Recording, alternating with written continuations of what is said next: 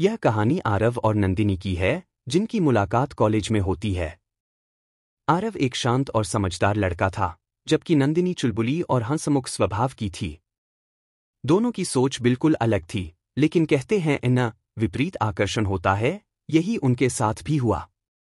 पहली बार आरव ने नंदिनी को कॉलेज की लाइब्रेरी में देखा था। नंदिनी अपनी दोस्तों के साथ हंसते हुए अंदर आई और सभी को चुप्पी साधने का इशारा किया, जिससे आरव थोड़ा परेशान हुआ, लेकिन उसकी मासूमियत देखकर मुस्कुराए बिना नहीं रह पाया। उसी दिन से आरव के दिल में नंदिनी के लिए कुछ खास जगह बनने लगी।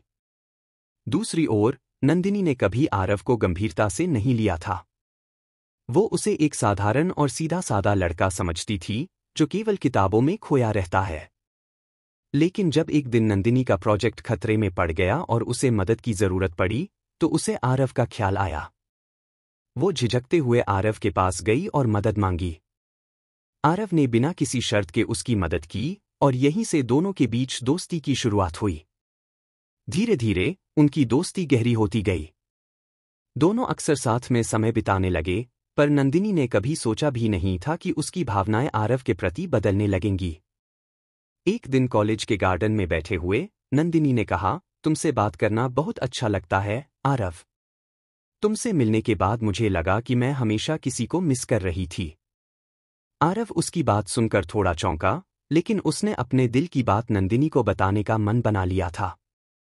उसने धीरे से नंदिनी का हाथ पकड़ा और कहा, नंदिनी, मैं बहुत दिनों से तुमसे कुछ कहना चाहता था। मैं तुम्हें पसंद करता हूं, शायद तुम्हारे आने से मेरी जिंदगी पूरी हो गई है। नंदिनी की आंखों में आंसू आ गए। उसने कहा, मुझे भी अब एहसास हो रहा है कि मैं भी तुम्हारे बिना अधूरी हूं। दोनों ने एक दूसरे को गले लगाया और उनकी प्रेम कहानी की नई शुरुआत हुई।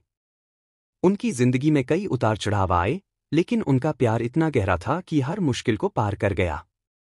वे एक दूसरे का साथ हमेशा निभाते रहे, और अंततः उनकी प्रेम कहानी शादी में बदल गई। इस तरह दो विपरीत स्वभाव के लोग एक दूसरे के पूरक बन गए।